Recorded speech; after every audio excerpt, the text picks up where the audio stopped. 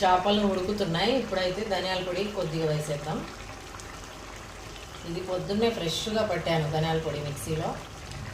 ధనియాలు లవంగా చెక్క బాగా ఫ్రై చేసేసి మిక్సీ అయితే పట్టేశాను. ఇప్పుడు ఇలాగే మూసేద్దాం. ఇది ఇంకా కొద్దిగా ఉడకాలి.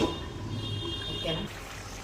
ఓకేనండి, చేపల కూర అయితే రెడీ అయిపోయింది. ఒక 2 నిమిషాలు పెట్టేసి స్టవ్ కట్టేస్తా.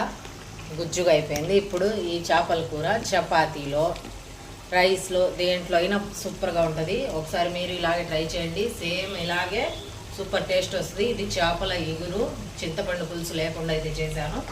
టేస్ట్ ఎలా ఉందో చూసి మీకు కూడా చెప్తాను. ఓకేనా? మీరు సేమ్ ఇలాగే ఒకసారి ట్రై చేసి ఎలా ఉందో నాకు కామెంట్ చేయండి. ఓకేనా?